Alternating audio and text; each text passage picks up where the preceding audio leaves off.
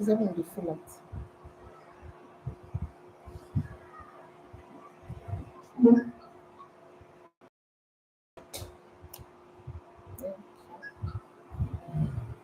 All right, good afternoon, and you are welcome to today's segment of our webinar.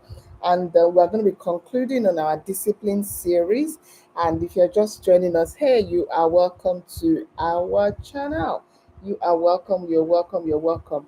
And today's topic is very straight to the point. It's a topic that has driven homes apart. And we're going to be shedding some light into it today.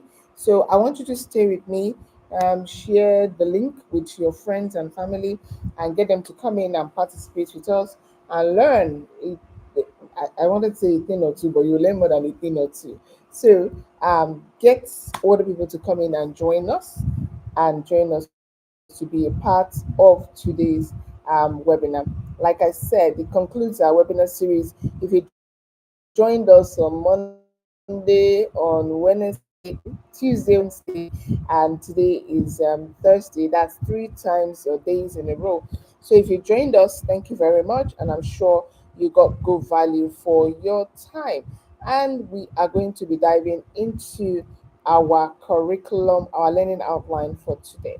Okay, but before we go, I just want you to share the link with somebody, you know, and let them come in and come and learn and be a better parent. Yes, be a better parent. Okay. I'm looking for where to share this. All right. So today we are looking at a beautiful topic: three mistakes that turn children into negotiators. Three mistakes that turn children into negotiators. Yeah. So now, you might be listening to me and be saying, I beg, what's a child? What is, what is, what is this one? I'm not a child. This is not for me. Well, I think you should listen to the end and let's see if it is for you or not. Three mistakes that turn children into negotiators, and you even get to or how you became a negotiator. So you might ask some questions concerning yourself, like why am I like this? Why do I do like this? Why do I think this way? Why do I do this? Why do I do that? Well, you'll find out in today's webinar. All right, you'll find out in today's webinar. So, hello everybody, you are welcome. And my name is Abiola Akielu. I'm a certified family system engineer and also a parent coach. Yes, at FEM Academy, where we help families to thrive. Yes, that's what we do. So, if you are here with me, just share, tap. Let me just know that you are there. I want to be sure that you are there. So, today we are discussing something many parents experience but really or rarely understand. Okay, so some parents say my children argues everything, my children negotiate every instruction, my child always says but mommy said, but daddy allowed it, right? But this is the surprising truth: most children are not naturally negotiators. They learned negotiation from the system in the home. It was allowed, it was permitted, and boom, you have a negotiator. So now what do we do to begin to rewire this whole situation? If your child debates every instruction, if your child pushes every rule, if your child always trying to find another answer, you may not be raising a rebellious child, you may be raising a skilled negotiator. Let me take that again. If your child debates every instruction, if your child pushes every rule, if your child always tries to find another answer, you may not be raising a rebellious child, you may be raising a skilled negotiator, somebody that can price things in the markets. Let me just use that language for you to understand. All right. So we are going to be showing three parenting mistakes that unintentionally teach children to negotiate authority. Just three. There are some of them, more than three, but we'll be looking at three today. Okay. Number one, parents contradict each other. That parents are not in sync. They are not, their thoughts are not aligned. One parent says A, another parent says B, so everything looks upside down. Okay, this is one of the common mistake in many homes. So parents say no, one parent say no, the other says it's fine, and the child will likely go with the person that says what they want to hear, not what they should do. So immediately a child learns something powerful, that authority can be divided. Okay, now the child begins to manage the parent. They say, let me go to, that's why you say growing up, they will ask you, who do you like, your mommy or your daddy? You pick the one that fits you, that you used to get favor with, the one that is very, very kind and nice to you.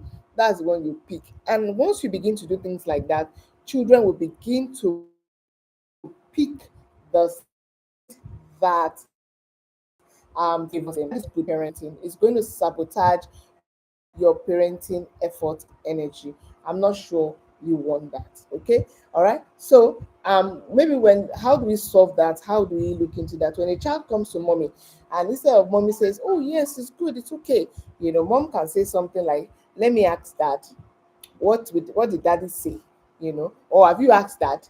Sometimes when my daughter wants to play that negotiating card with me, once she comes to me and she says everything, I'm like, okay, so have you asked dad? And she says no. And I said, what do you think dad is going to say in this situation? She said, maybe no. I said, okay, good. But, still go and try.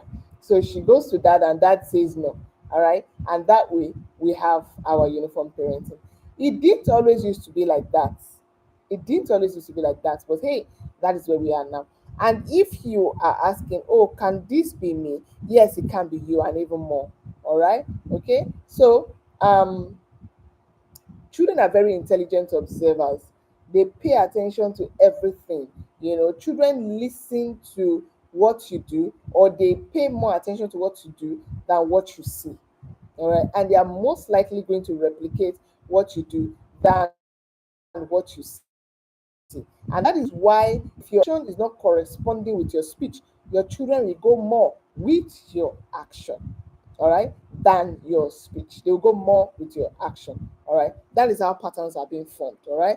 Children are excellent and intelligent observers, and they see disagreements between parents. They know when parents are quarreling, and they learn to navigate authority instead of respecting authority. They know the one that they can go to that can help them get what they want to get. So I want you to reflect on this question. Let me ask you honestly. Has your child, your brother, your sister ever said, but daddy said I can? Say I. I'm saying I because they've done it to me too. But mommy allowed it. So if that has happened to you before, let us know. Just say me hi in the comment section.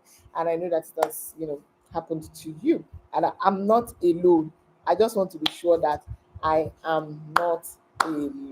So number two mistakes that parents make. Just give me a minute. Somebody's trying to ring me. Mm, mm,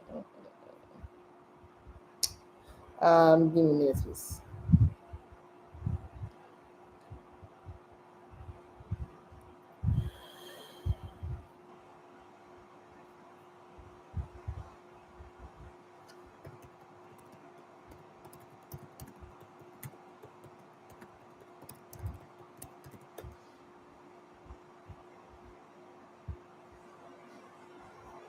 All right. So number two mistakes is that your rules change every day.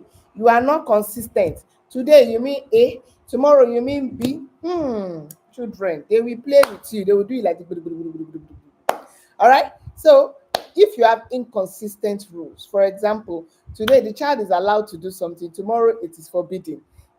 Next week the rule changes. You are not consistent with your rule. Children become confused. Like, what exactly does this woman want? Does this sound familiar to you? Some of us that grew up in a particular dispensation, is this familiar to you? When your parents will say A and your today they say A, tomorrow you say, which one do you even want me to do safe? Which one do you even want me to be safe? All right. You may confuse the children, and they start testing every instruction because they are trying to figure out, is this rule even real or temporary? All right. So strong homes operate differently. Strong homes have stable rules. Children always and already know what is expected. Okay, you face the consequences.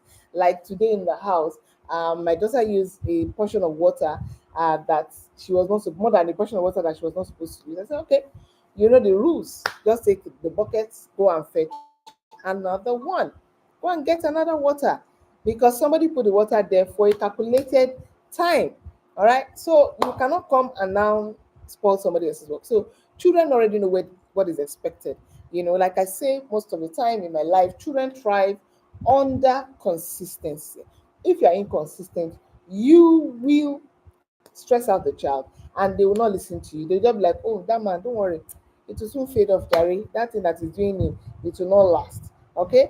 Children already know what is expected. So when a parent enforces a rule, there is less argument because the rule is already known. Sometimes all I just say to hello Makizi, hello. So what I just say to my kids sometimes is that you know the rules. That's just it. You know the rules.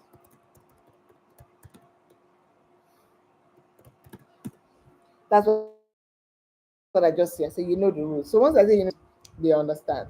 All right. So number three mistakes that parents make is that they explain too much. Hi, how many of you have been in that shoe before? Growing up, they've told you 1 million things to do. Where am I from exactly? The instruction is too much. Child that is 4 years old to do 20 things, then when the child is not doing it, you come back, you say, you have not done this, you have not done this, you have not done this, you have not done that. The instruction is too much. All right, the instruction is too much. This one surprises a lot of parents because some parents turns instruction into debate. Please, they say do this, do that, and when the child says why should I do that, you say come on, don't ask me any question, go and get about it. And you have told the child to do like 1 million things. You will just um you would dampen the child's thinking. All right, you would dampen it. Okay, so the parent explains, the child question again, the parent explains, soon the conversation becomes a negotiation. Okay, mommy, can I do this? Oh, okay, mommy, can I do that? All right, we talked about three mistakes that okay, we talked about three mistakes and we on the third one. This one is when the instruction is too much. And of course, the instruction you are giving to your child must be age appropriate. You cannot be telling a 10-year-old, giving a 10-year-old the same instruction you are giving to a 4-year-old, a 2-year-old, a 3-year-old. You have to know what they can do part time. You have to know what they can do part time, not just dishing out instruction. Not just this dishing out. What you come into the room, you say, yeah, tidy up, tidy up, tidy up. Tidy up is not an instruction. Tidy up is not an instruction. It's too vague. What is tidy up? Give them the exact thing to do. Oh, I see your clothes are on the floor. Can you move your clothes into the laundry? Can you pick up your toys? Can you put your toys back into the toys section? Can your clothes area be arranged? And one after the other. There are lots of children that children learn in different ways, and children receive information in different. Even you receive information in different way. What makes a child different? Right? What makes a child different?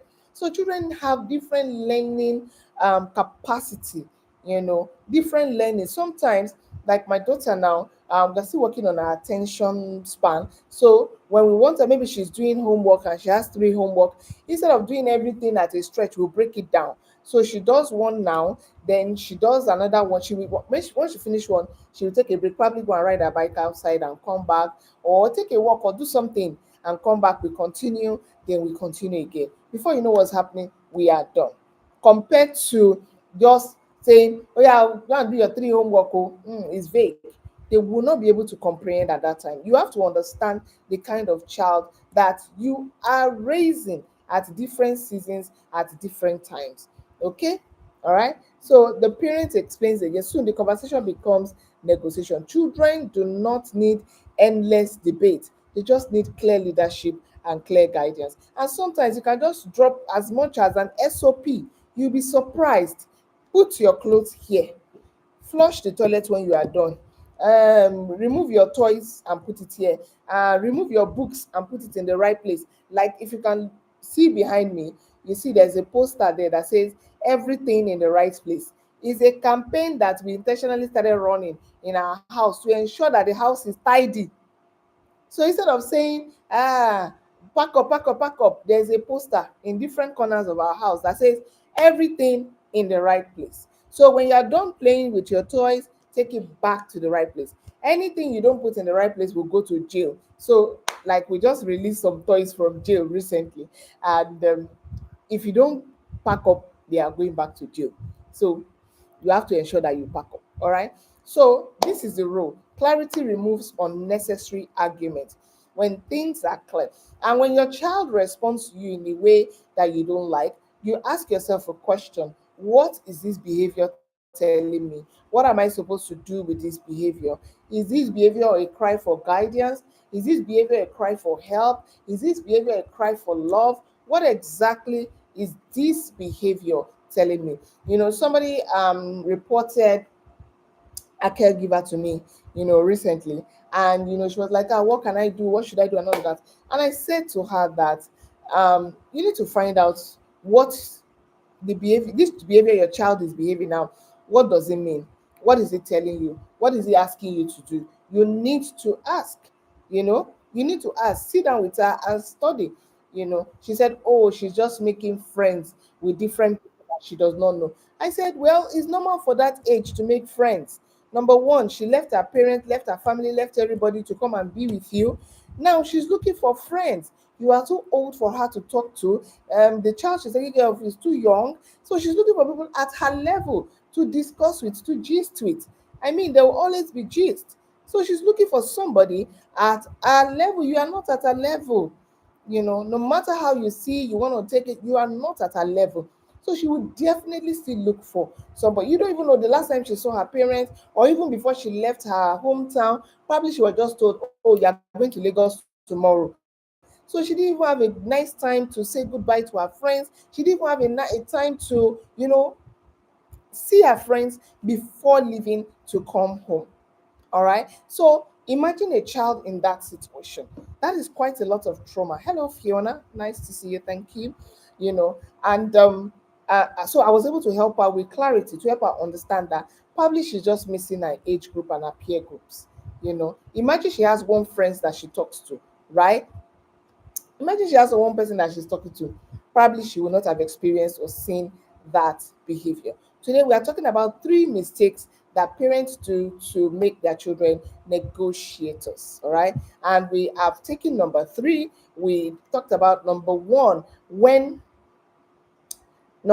we said that parents contradict each other. That means their authority is not sync. One person says A, the other person says B. Number two, we say rules changes every day, meaning that you are not consistent with your rules. Today you say this, tomorrow you say that, and the children don't even understand. If I do like this, will it upset mommy? If I do like that, will it upset mommy? They don't understand you. All right. Then number three, we talked about too much explanation. When your information is too much, you talk above the child. Growing up and working with different people, there's some of my somebody people that I work with that if I realize that your instruction is too much, I just shut down. If that is happening to me as an adult, how much of a child? I just shut down in my mind. You just be talking. When you are done, I'm like, oh, okay, are you done? Oh, all right, thank you. I didn't hear you, honestly. I didn't hear you. All right, so you might be asking, so how do I come out of this? How do I come out? How do I finish up? Practical strategies for parents. Let's, number one, before responding to a child, ask these three questions. Before responding to a child, ask these three questions. The authority formula: is the rule clear? You can even tell your child, tell me what I told you. This instruction I gave you, what is this? What did I tell you? Does the child actually understand the rule? Number two, are both parents aligned? Both parents have to be going in the same direction to be able to lead the clan, to be able to lead children. You have to be going in in the same direction. Number three is a consequence already known. So before the whole thing happened, there must be a consequence that is known. If you don't do this, this is what will happen. If you don't do this, this is what will happen. If you don't do this, when all of us were going out to take a walk, you will not be able to go out with us. So it is a clear instruction. So does the child know what will happen if the rule is broken? Then these three, when rules exist, negotiation reduce drastically and dramatically. I have a very dramatic daughter, so I can understand. I'm a dramatic person, so I can understand.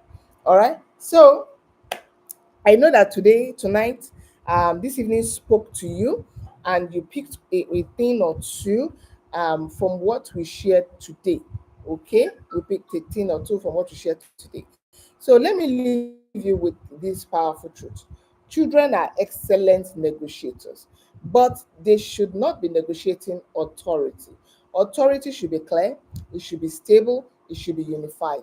Authority should be clear, it should be stable, it should be unified. Authority should be clear, it should be stable, it should be unified. So when the system is clear, children relax. When the system is confusing, children will negotiate. They will ask you, can you have this one? So this afternoon, when we're coming back from um, the pickup time from school, and we stopped by a store to buy something. So when we got in, I bought what I wanted to buy, and my son said, "Oh, mom, can we have some ice cream?"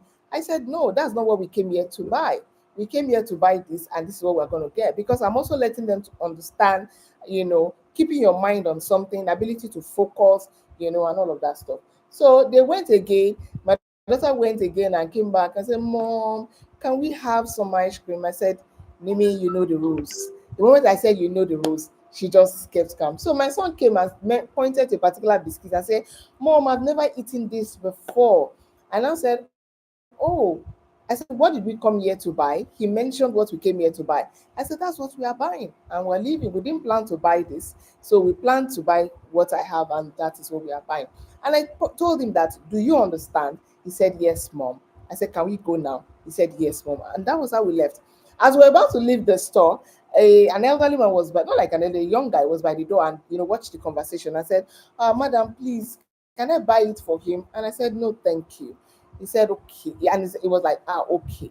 I said, "Because they have to learn something, right? That means if I allow you buy this thing now, next time we come here and that doesn't happen, they can go and walk up to another person and say, 'Uncle, can you buy this for me?' And that is not a good pattern to follow. All right. So, and that's how we left. For some parents, their child will just be exhibiting tantrum because there are no clear rules before they went out there. All right. I keep telling people that discipline is not an emergency. Discipline is what you do for a child before the whole scenario takes place. So to avoid a tantrum, to avoid a meltdown, to avoid my daughter or my son, making being dramatic, I set those rules, and that was how. Oh, thank you very much, McKinsey. And that was how we were able to walk out of the store. So if this live or webinar, if it helped you today, please share with another parent, because many homes are struggling, not because parents do not love their children, but because the system in the home has never been designed.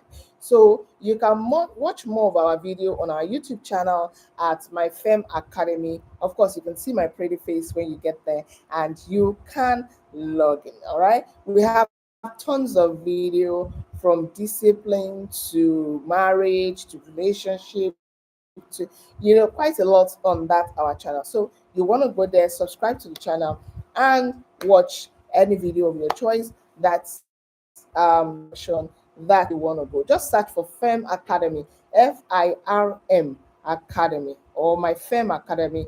We are live on Instagram, we are live on Facebook, we are also live right here on Bingo, right here on TikTok. So you do want to make sure that you are following us. My name is Abiola Akinyelu, and remember, strong families don't happen by accident.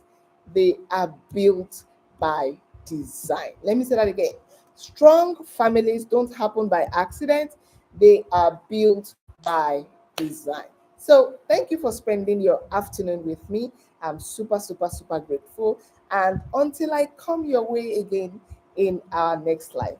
This is me signing out and saying au revoir. Bye. Thank you.